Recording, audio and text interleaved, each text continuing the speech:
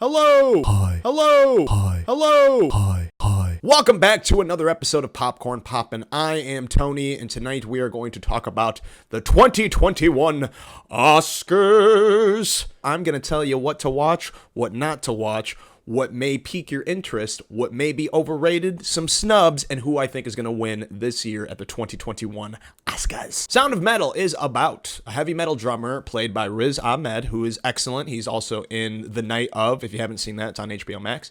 But he plays a heavy metal drummer who starts to lose his hearing. In danger of relapsing, because he used to be a heroin addict, his lead singer, Lover, convinces him to join a deaf community in order to help him cope with his loss of hearing.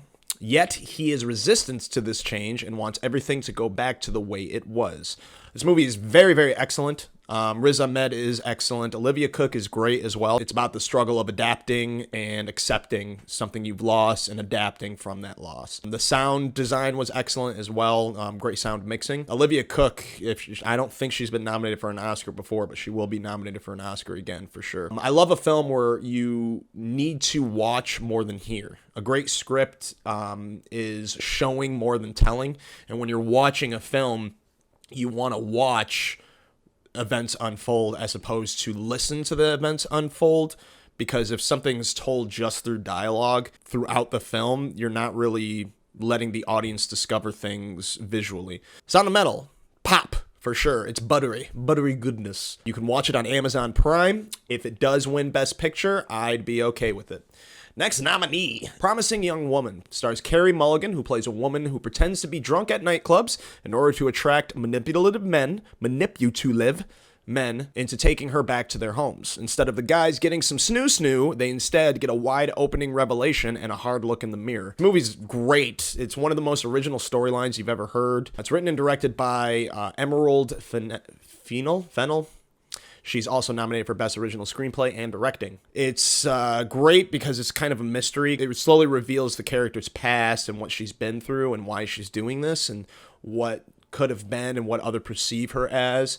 One thing that's really strange about it is it's a very serious subject matter, but they use the shitty men, the pigs, that take her home, and they cast comedic actors to do it.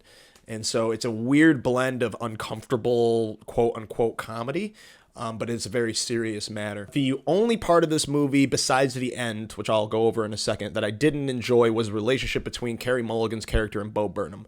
I didn't buy that they were in love. I thought they had zero chemistry. He was way too dorky for me to like, but I guess that's kind of the point. He's like awkward dorky and seems like a nice guy. But it's nothing against him. I guess I didn't like the writing of him or something. I don't know. But like there's a montage with them too, and I just hated it. I hated it so much. The end is really good. There is one very long and uncomfortable one-shot scene. One of the most realistic scenes I've ever watched of what takes place. But you'll know what I'm talking about if you've seen it. There is one hokey part about the end that involves text messages that I won't go over, but if you know what I'm talking about, come on, that was like if it wasn't for that, I'd say like the ending was perfect, but the text message thing was a little too much. As a film, overall, I didn't like the hokiness of the ending and the Bo Burnham relationship. So it's pretty good popcorn, just not buttery. If you'd like to watch this, it is not for free on any streaming sites as of yet, but you can rent it for about $5.99 on like Amazon, YouTube, stuff like that. If it wins, I'd be slightly disappointed because I think that there are films in this category that are perfect. This film is a great film. I'm glad that it's nominated for Best Picture. I just find it imperfect because of the hokey ending and the relationship with her and Bo Burnham. Next up, Mank. Gary Oldman stars as Mank, an alcoholic screenwriter from the 1930s tasked with writing the screenplay of one of the most infamous films ever made, Citizen Kane. To be honest, I don't recommend this for everyone. When I heard about this movie, it's David Fincher, who's an excellent director. He's done amazing films like Seven, Curious Case of Benjamin Button, Social Network, The Game. It's fantastically made. It's just... It's old and it's kind of boring. To be honest, I don't recommend it for damn near everyone because it's a well-made film, but pretty boring. I can't really put it more eloquently than that. The acting and cinematography and dialogue shine bright in this black and white biopic. Overall, I recommend for some to pop, especially if you're a big Citizen Kane fan. That way you can have an idea of what this film may or may not have been based on. And if you haven't seen Citizen Kane before, I recommend seeing Citizen Kane first to understand a lot of references in this film. If you're interested in this film, watch it on Netflix. I'm not sure where you can watch Citizen Kane right now, but this one's on Netflix. If it wins, again, I'd be disappointed. I believe that it's perfect in its own way. I believe David Fincher put exactly what he wanted on screen. There is great acting, more on that later, but I didn't enjoy it as much as I wanted to. So I'm being selfish, and I don't want it to win Best Picture. But it is a perfect picture on its own, but it's just kind of boring. Movies are supposed to be entertaining, and this movie's kind of boring. It is a great film that captures a glimpse at an older Hollywood, but other films are better this year that's nominated and more relevant for 2021. Next, Nomadland. Yes, happy area. I don't know what I'm talking about. Nomadland stars Frances McDormand as a recent widow who loses her job to a town sold off to a mining company, and she decides to conform to living houseless in the nomad community, traveling across the U.S. with nothing but odd-end jobs and a van to live in. Not my type of movie whatsoever, but still I enjoyed it. The only reason I watched it was because it was nominated. If Frances McDormand wasn't starring in it, I probably wouldn't have watched it. You may recognize her for some films like Fargo or 3 Billboards Outside Ebbing, Missouri. I think I'm saying that title right. So it wasn't a question of how great that she'd be in this movie. Just not my type of movie. This is another film I don't recommend for the general audience because I believe many would find this way more boring than Mank, but boring nonetheless. It's a very pretty picture, though. I will say that. Save the Poppin' for somewhere else, but if you decide to pop, you can do so on Hulu right now.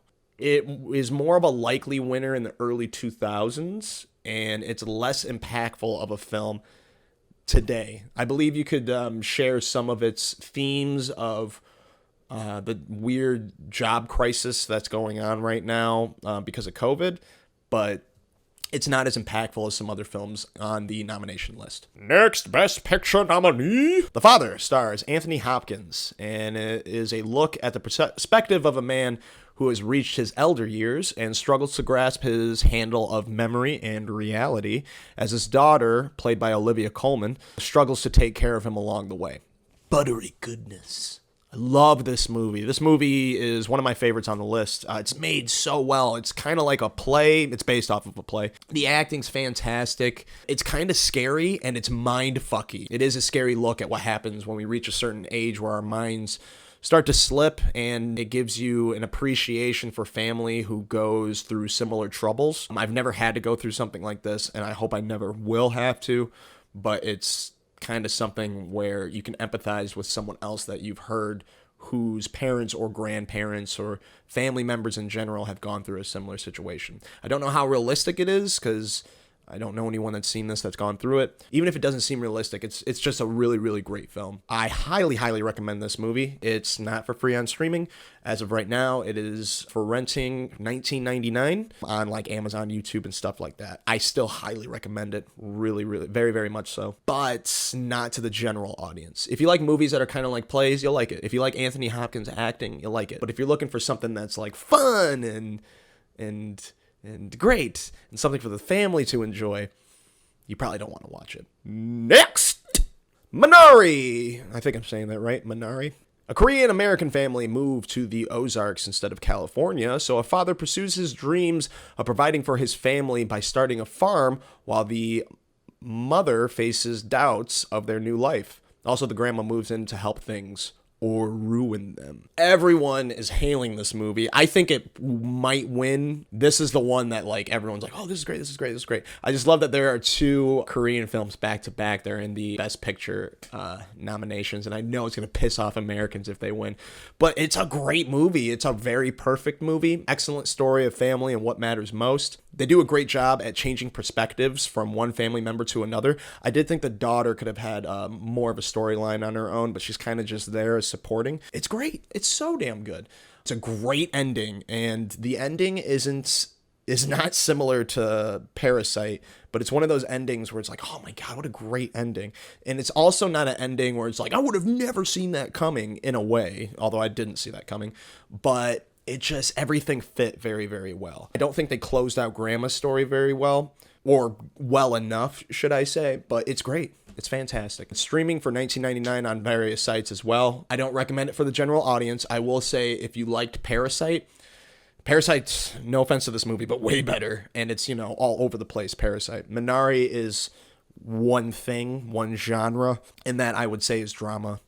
But it's great. Buttery goodness for the popping rating. If it sounds interesting, you watch it. Otherwise, I don't really recommend it, to be honest. Next up, Trial of the Chicago 7. This movie has been in development hell for a very long time. At one point, Will Smith and Philip Seymour Hoffman were attached to star in it. But Aaron Sorkin directs this ensemble cast of characters based off of the true infamous trial of 1969, where 7 protesters were convicted of several different charges following the protests of 1968 Democratic National Convention. I feel like that was a run-on sentence with a lot of typos, or grammar errors. But anyway, if you look at articles comparing the film to real-life events, writer-director Aaron Sorkin took some Hollywood liberties. It definitely did. There are just some parts that are really corny, especially the end. If you've seen this movie, you know what I'm talking about. The end was, I rolled my eyes like crazy. It's a great film, and it keeps your attention, and it's just, if you compare it to what happened in real life, because I immediately looked up the true events and comparing it to how the film was made, they took a lot of liberties. This movie drowns in Hollywood liberties. But, the dialogue's sharp, the acting's great, even though there's a lot of weird accents. It's very enjoyable, thanks to the stellar acting and Shakespearean writing that is Sorkin. I recommend it basically for everybody. It's pretty funny, too. I'd say this is probably the funniest movie on the list, even though it deals with pretty serious subject matters.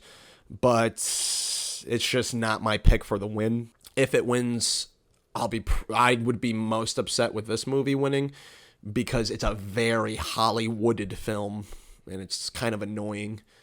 I hope it doesn't win. Not to say it didn't deserve a nomination, but like I said, there are just some parts that are really hokey, especially the ending. Not the best of popcorn, but it's up there. Pretty good popcorn. I'd rather watch Social Network, but if you would rather watch this, check it out on Netflix. Now, a character named Bobby Seale is in this movie. Bobby Seale is friends with a Fred Hampton in this movie, who has like 1 or 2 scenes. Remember, this is based off of a true story. Fred Hampton is a real person. Which leads us into what's next on the list? Judas and the Black Messiah. Well, let me tell you what it's about first. In the 60s, a man is forced to infiltrate a civil rights activist group, the Black Panther Party, and become an informant against their leader, Fred Hampton, in order to avoid prison himself. Yeah, I think I said that right. Whatever. Lakeith Stanfield plays the informant. Probably saying his name wrong. Daniel Kaluuya? Probably saying his name wrong. Plays Fred Hampton. Let me contain myself. Contained. Now I can release. This movie's so fucking good. Oh my god. Again, there are other great films on this list, but 100% I think that this should win. This is my pick. Buttery greatness. Buttery. It's so fucking good. Super relevant to today. I'm getting tired of white people getting angry at movies that are coming out that have to do with civil rights. Maybe because it's important. Not only is this eye-opening, but you'll learn a lot. And this is based off of true events, and the real story is crazier than the movie. I don't want to say anything besides, there's a fact about their age that I will not divulge, but the film explains at the end of it that I found even crazier. Really great writing, excellent direction, cinematography is fucking great, but the acting, oh my god, dude, so great. There's one actress that's a little underused, that's Dominique Thorne. She is the woman Black Panther member who's a badass. She's so fucking cool in it. Not enough screen time. I wish they did a little more with that. If you'd like to compare more facts between the film and real life, I'm going to leave a link in the info, which I'll also leave a link for the differences between Chicago 7 and real life as well. Those links are going to be down at the bottom, but they mention a documentary, and that documentary interview is in the film a little bit, but I'll leave a link to where the entire interview you can watch as well. So good. Buttery goodness. I hope it wins. 1,000,000,000% recommend to everyone. So good. So fucking good. So who will win? And who do I choose? I think Minari is really up there. I do hope that I'm right with my choice that Judas and the Black Messiah will win.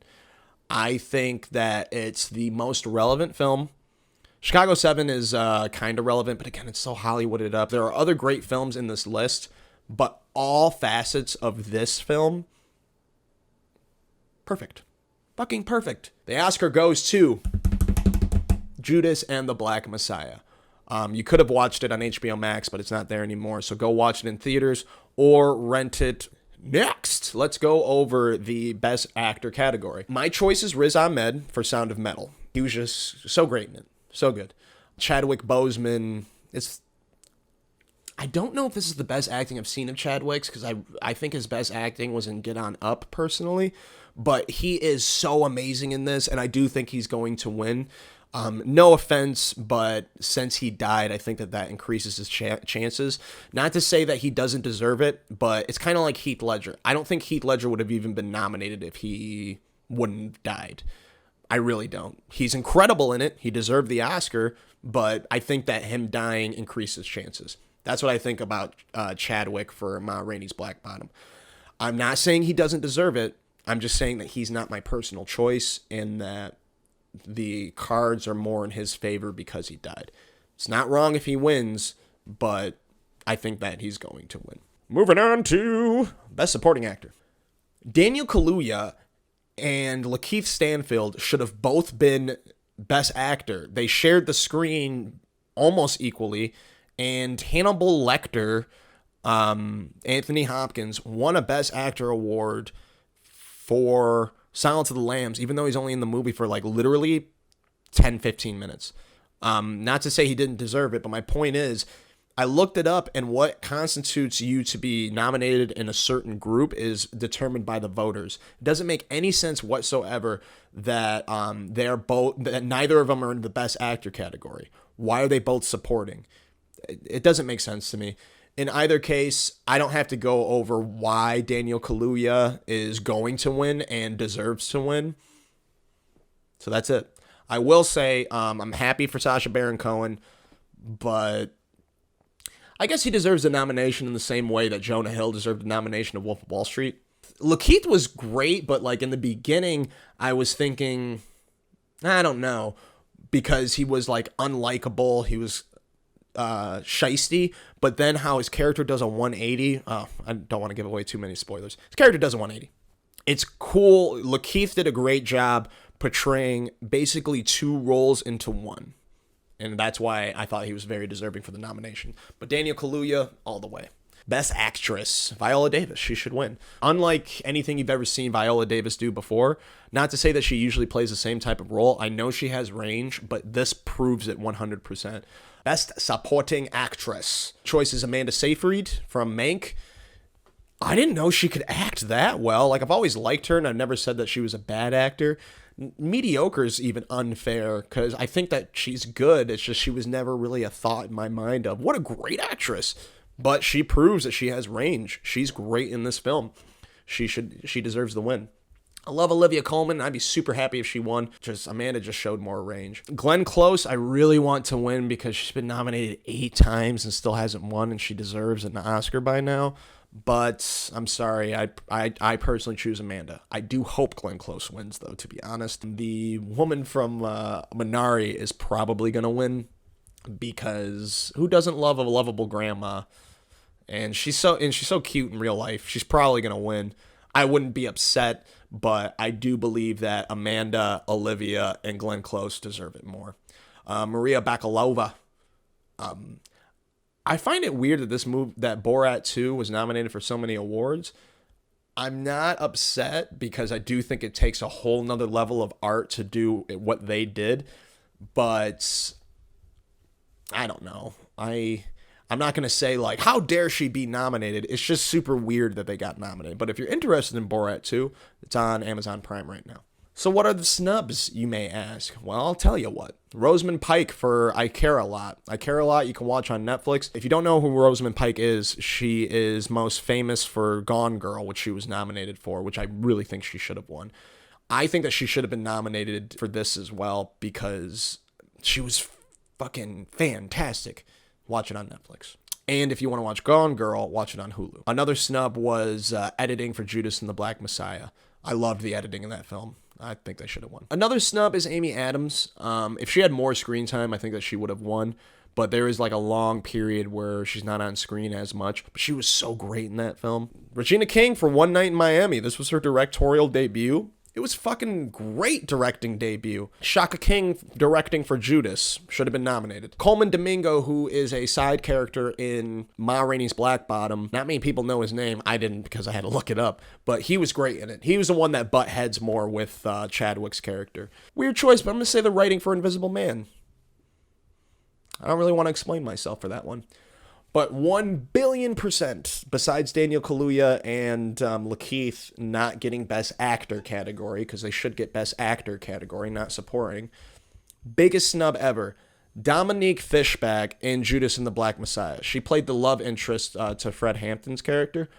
Dude, I've been a big fan of hers because I watched The Deuce, which you can watch right now on HBO Max. Great show, by the way. How was she not nominated? How? Ugh. It's crazy. It's crazy. Best adapted screenplay goes to The Father. Best original screenplay, I said Minari. I'm going to go back to Judas and the Black Messiah because one of the best scenes I've ever watched ever was Fred Hampton's speech and best acting. Fred Hampton's speech, I am a revolutionary. That scene is one of the best scenes I've ever watched for several reasons.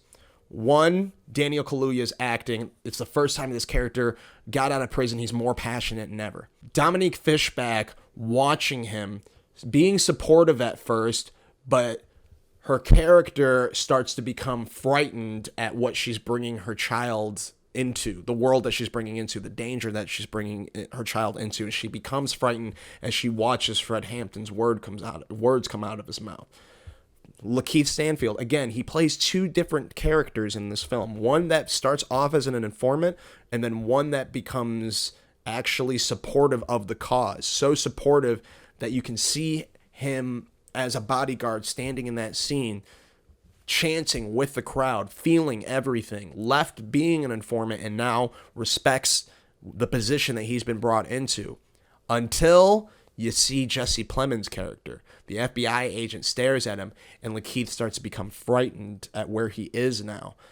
There's just so many things going on in that scene. The editing of it, the cinematography of it, the acting of it, and the writing of it is so perfect. It's ridiculous. So perfect.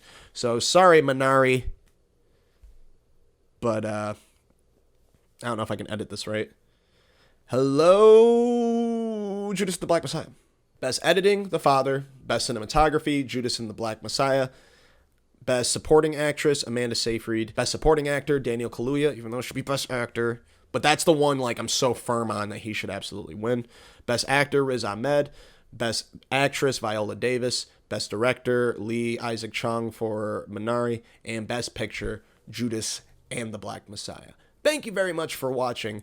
I hope that you enjoyed the Oscars, and hopefully I'm right about a lot of things because I hate being wrong. But I hope that you took a lot away from this video. Maybe watch all of them, and maybe you disagree. Maybe I don't know that you would actually like the films I don't think you'd like.